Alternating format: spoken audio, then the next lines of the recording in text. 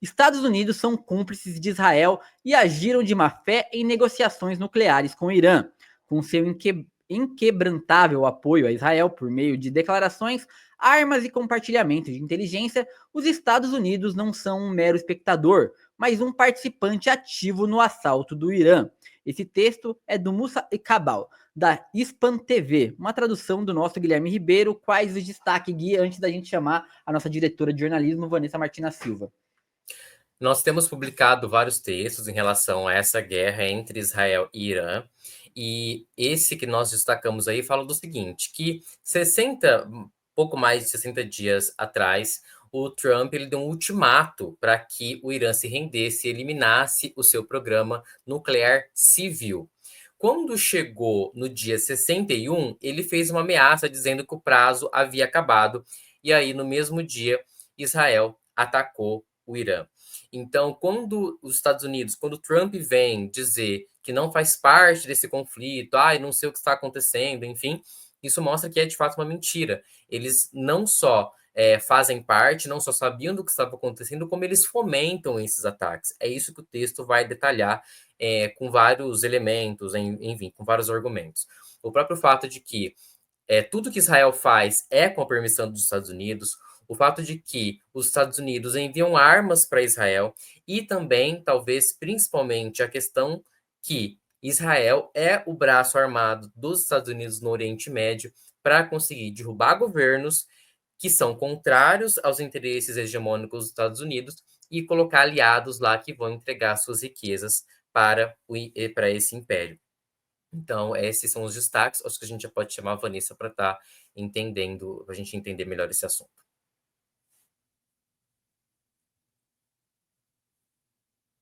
Tá mudo. Jorge, tá mudo. Falei, Van, seja bem-vinda. Perguntei se você teve um bom feriado. E a gente tá querendo saber, porque até a chamada aqui do vídeo, né? Estamos próximos, já é uma realidade a Terceira Guerra Mundial. E também outros pontos que você puder tocar aí pra gente. Perfeito, gente. Bom dia, boa tarde, né, para vocês. Bom dia também aqui para o nosso querido chat, para a nossa audiência. Vou ser curta e grossa. Não. Para a nossa audiência. Guerra nuclear. Bom, a questão é: uma guerra nuclear, ela é devastadora. Devastadora. Então, por que a gente não tem uma guerra nuclear? Bom, primeiro porque só quem tem bomba nuclear é Israel. Então, Israel pode fazer um ataque nuclear tático, como se chama. Então, seria, por exemplo, jogar uma bomba em Hiroshima, né? Como os Estados Unidos já fez. Então, jogar uma bomba inteira. Então, o uso de armas, ou seja, o uso de uma arma nuclear em um objetivo específico. Ainda é bastante impensado isso, mas uma guerra nuclear com dois países se atacando é muito difícil, porque, na verdade, a guerra nuclear, ela na verdade, a guerra nuclear, a arma nuclear, ela é dissuasória, como a gente chama. O que é isso? Ela só existe para impedir que um outro país que tem arma nuclear ataque aquele país, né? Hoje, o entendimento é esse. Por exemplo, o jornalista Breno Altman, do Opera Mundi, ele tem uma defesa interessante que ele diz: uma arma, a existência de armas nucleares no Irã, na verdade, seria uma medida de segurança para toda a região do Oriente Médio. Por quê? Porque ela é dissuasória. Então, se o Irã adquire uma arma nuclear, adquirisse, enfim, Israel não poderia atacar os países árabes nem atacar o Irã com uma arma nuclear. O problema é que hoje, na região, apenas Israel tem esse recurso, tem esse instrumento. Então, ele poderia usar taticamente, né? A grande discussão é essa de usar taticamente. Então, por hora, não temos o imaginário possível de uma guerra nuclear com dois países se atacando. E como eu disse, né, um episódio desse de uma guerra nuclear ele nem deve existir, porque seria o fim do mundo. Se dois países resolverem se atacar com armamento nuclear, de fato seria algo devastador para a humanidade, porque as armas mesmo, as bombas nucleares, elas hoje têm um potencial de destruição infinito. Infinito, dá para destruir o mundo várias vezes. Enfim, então, nesse cenário, eu acho que é isso, né? Podemos ter, sim, o uso tático, como eles chamam, mas isso seria exatamente terrível e devastador, né? Agora, a outra pergunta que nos aparece aí sempre é a questão de uma terceira guerra mundial, né? Então, a gente está diante de uma terceira guerra mundial ou de algo que possa ser uma guerra mundial? Nesse caso, eu já acho que sim. Ah, Vanessa, mas tem poucos atores envolvidos. Não tem poucos atores envolvidos. Essa que é a questão. É que os atores estão escondidos. Eles são subliminares, né? Eles são quase que invisíveis. Mas a gente já tem, porque esses conflitos também, eles têm interdependências. Então, Rússia e Ucrânia têm a ação da OTAN e dos Estados Unidos, certo? Irã, não. Israel e Palestina, que não é uma guerra, é um genocídio, nós temos a ação de países europeus, Estados Unidos. Nós temos a ação de vários países no Oriente Médio, né? Seja por conta de suas milícias armadas, seja por conta do apoio, né, que os países estão dando. Então, ali você tem, só no Oriente Médio, teve a Síria devastada já, né, mas a Síria fornecia algum tipo de apoio ali.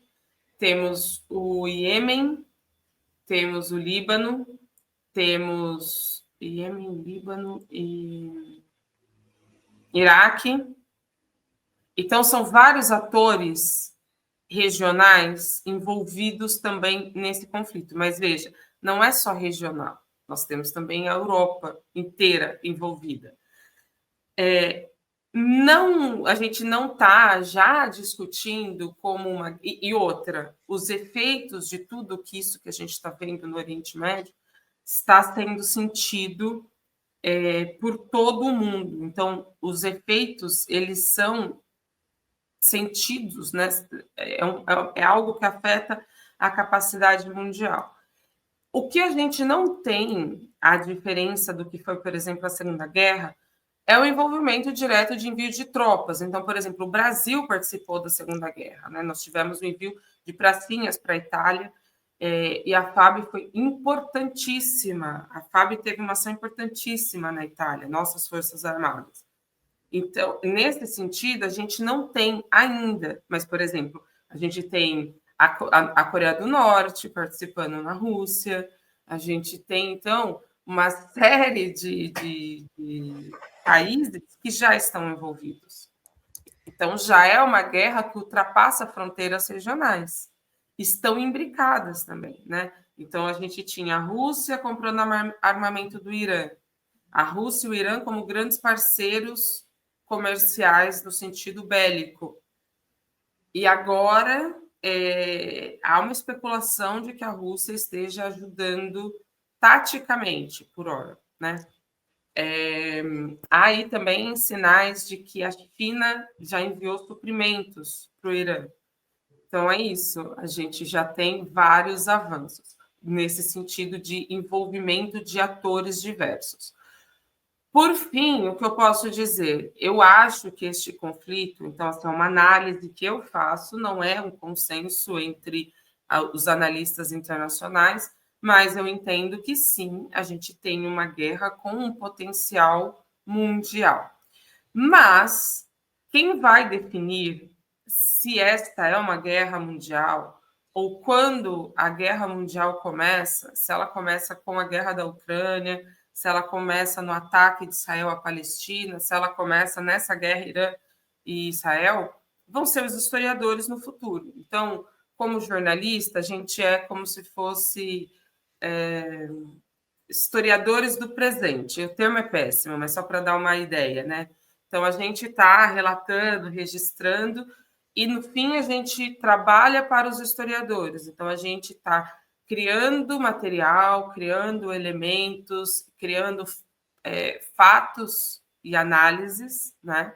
Então, também essa frase, estamos criando, ela não é um exagero, porque é isso, a narrativa jornalística, né? A narrativa dos jornais, dos portais, dos analistas, essa narrativa que vai ser estudada futuramente pelos historiadores, enfim, e aí são eles que vão resolver essas problemáticas. Hoje a gente não tem condição, porque há quem diga, que é bastante interessante também essa frase, que a gente só consegue analisar o passado, a gente não consegue analisar o presente, porque no passado os fatos estão colocados, as visões estão postas, e está parado no passado, então você consegue analisar e dimensionar efetivamente o que peso teve cada coisa.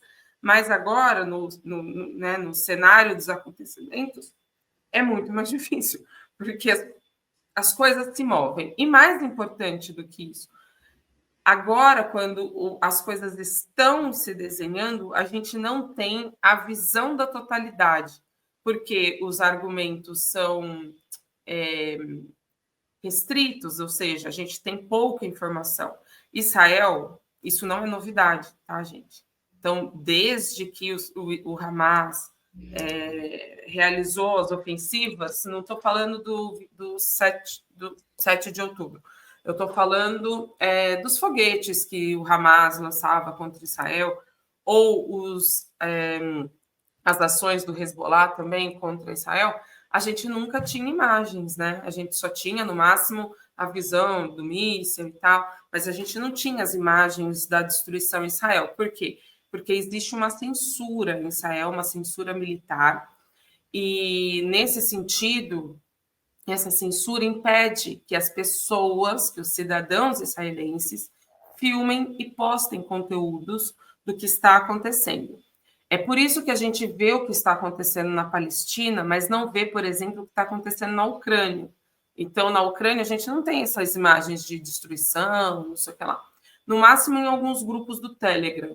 Mas por que a gente não vê? Porque a Ucrânia, baseada em Israel, também proíbe, né? Também impõe uma censura militar. Então, os cidadãos não podem filmar, você não tem veículos livres na Ucrânia para registrar. Então, todo esse cenário se repete na Ucrânia, se repete em Israel e também no Irã, né? O Irã também tem essas restrições e também pede para as pessoas não postarem. Então, as nossas informações são limitadas, fora que há uma série de documentos e discussões às quais a gente não tem acesso por hora, porque são documentos secretos e classificados.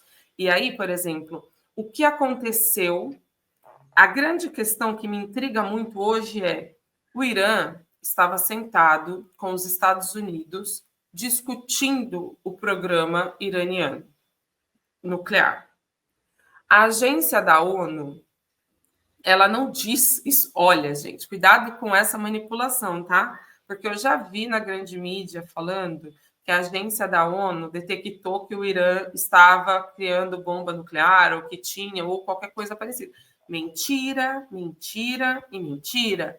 A agência da ONU simplesmente informou uma atividade anormal, vamos dizer assim, e eu esqueci agora o termo específico, né? O processamento, enfim, de urânio a 70%. Então, para fazer uma bomba atômica, você precisa de 90%. O Irã já está com enriquecimento de urânio. O Irã já tem urânio enriquecido a 60%.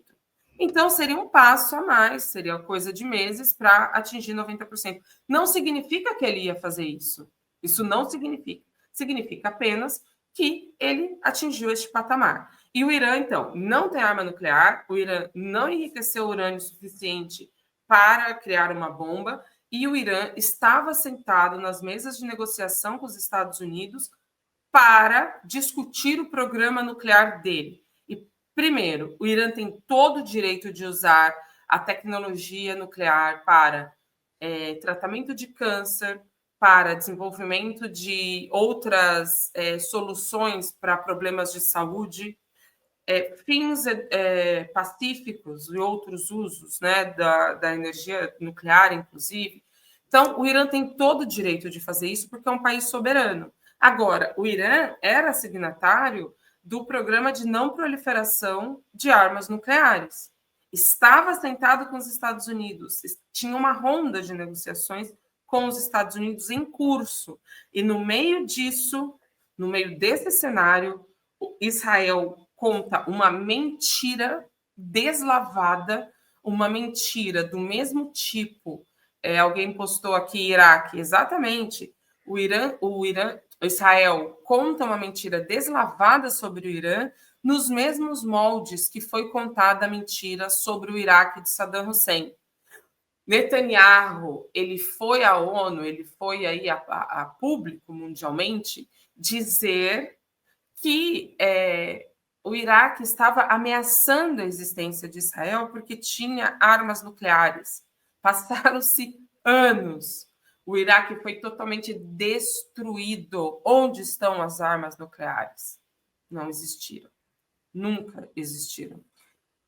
Então, tudo nos leva a crer, né, que temos aí mais uma mentira. Tudo nos leva a crer, não. Tudo nos mostra, nos indica, transparente, que é mais uma mentira do imperialismo, do colonialismo sionista para a destruição de um país. É isso que eles querem.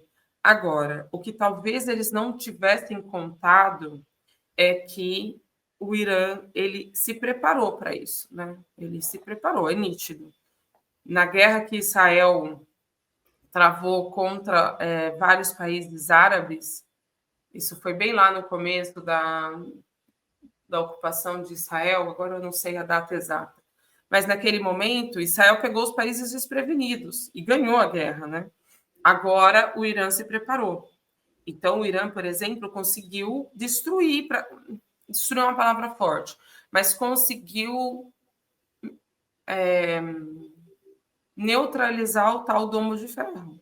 Até agora, o que diziam para a gente, o que se vendia para a gente, era que Israel, o espaço de Israel, né, o território israelense, era inviolável. E o que a gente está vendo, as coisas que passam pela censura de Israel, é que não temos um espaço inviolável. O Irã conseguiu atacar instalações muito importantes de Israel, como a sede do Mossad, como o Departamento de Defesa, instalações militares.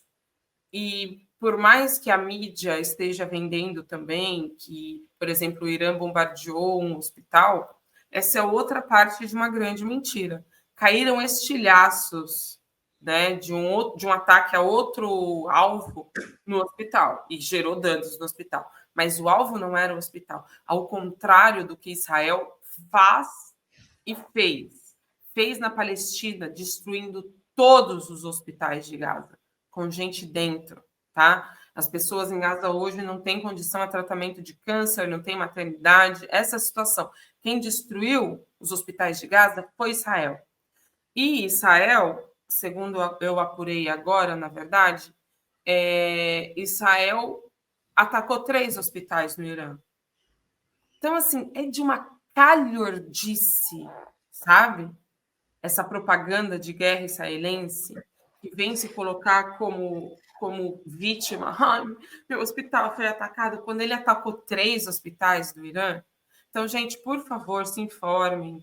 Por favor, parem de consumir propaganda de guerra travestida de informação.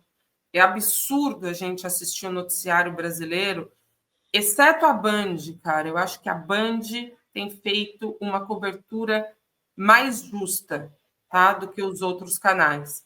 Mas é vergonhosa a posição da Globo News, tirando o Guga Chakra, que ali num grande arrobo, né, de coragem, de dignidade, questionou o político israelense por que vocês podem ter arma nuclear e o Irã não?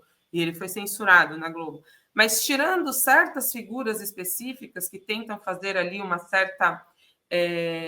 certa resistência, essa cobertura dessa grandiosa mídia corporativa gigantesca, ela é mentirosa, é propaganda de guerra totalmente israelense. Você nunca vê a voz do Irã nessas coberturas. Então, eu acho que a que se salva um pouco, que eu tenho acompanhado, é a da Bandeirantes, porque a Bandeirantes é do Saab, e os Saab têm origem árabe, né? Agora eu não sei se é libanesa exatamente. Mas enfim, é isso, né? E por fim, né? Assim, Israel acha que vai conseguir destruir a Palestina ou destruir o Irã. O Irã foi um império, cara. O Irã, ele tem dentro do seu ethos existencial, o Irã tem essa grandeza, né, de ter sido um império, de ter dominado regiões e ter conquistado boa parte do mundo. Então, o Irã não se dobra, o Irã não se rende, o Irã não se destrói. É o caso dos palestinos. Os palestinos não fogem, os palestinos não abandonam suas terras, os palestinos não se dobram. Eles podem morrer todos, mas não vão se dobrar. Ao contrário dos israelenses, que aí tem interessantes imagens, né, de filas e filas de israelenses deixando Israel, e imagens também muito interessantes. Na verdade, eu não vi imagens, né? Mas eu desenhei, né, na cabeça a imagem, que é muitas pessoas deixando Israel de barco e pagando assim uma soma exorbitante de dólares. Aí a gente teve gente que pagou $2.500, gente que pagou $3.000 para atravessar de Israel até o Chipre para fugir. Então, esse é o cenário. Não sei se tem tempo ainda da gente responder algumas perguntas. Não consegui ler o chat hoje porque é muita coisa. Gui, tem alguma. A gente, se der para responder alguma coisa, tem que ser bem rápido, gente, que a gente já bateu aqui o teto. Gui, tem alguma coisa que você tenha destacado aí no chat que seja. Aliás, o chat tá pegando fogo aqui, gente. Tem muita gente nova. Aproveito para convidar o pessoal que tá comentando a se inscrever no canal aí para ajudar a gente a sempre tá com essa discussão aberta. Então a gente vai exibir aqui o máximo que a gente puder e o que a gente der para responder, vamos responder também. Gui? Não, e só para comentar também, né, como a Vanessa comentou em relação à postura da grande mídia, né, até tem um comentário falando de mídia nacionalista, e reforçar para vocês que esse é o nosso papel aqui, né, a gente busca falar desses assuntos, muitas vezes até tentando enfrentar a própria regulação, né, ou, enfim, as barreiras do próprio YouTube em relação a falar sobre esses assuntos. Então, o apoio de vocês é fundamental para que a gente continue nesse trabalho. Eu vou dar aqui para a Vanessa uma pergunta da Carolina Ruth, perguntando o seguinte: se vocês acham que a entrada do Irã vai tirar o foco do genocídio palestino, que deve ser amplificado. Com certeza. A gente não está mais falando de Gaza, a gente está falando agora desse conflito. E aí é muito importante, Carolina, obrigada por ter feito essa pergunta, porque é o seguinte: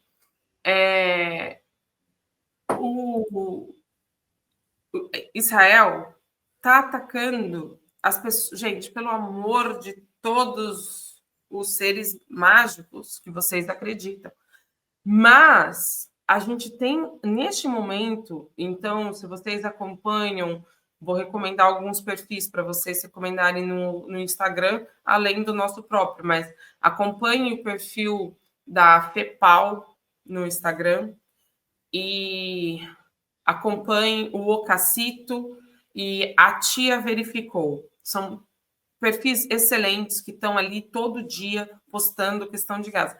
Gente, assim, olha, me faltam palavras, entendeu? Me falta fôlego. Mas Israel está matando, e ontem matou 60 pessoas na fila para comida. Entende? Só que isso é dramático, porque, primeiro, a grande mídia, essas que se dizem, né? Então, se você tem um canal se você assina uma TV, alguma coisa, você vai ter lá, canal de notícias. E aí você não tem lá uma Diálogos do Sul Global, você não tem lá um ICL Notícias, você não tem a TVT, o que você tem? Globo News, Record News, CNN, BBC, etc. Esses canais, eles só falam do teatro de guerra a partir da visão israelense, em uma guerra que ela é uma guerra esterilizada, entendeu? É uma guerra limpa. Então, a gente só vê a explosão, caiu o míssil, pum, explodiu. Depois você vê lá um hospital, ou, perdão, um prédio, ou pode ser um hospital, enfim, mostra lá, prejudicado. Olha, aqui, destruiu essa parede. Gente, as pessoas estão morrendo. É muito nazista. Muito nazista você estar numa fila de comida e passar um batalhão do exército e atirar assim, ó.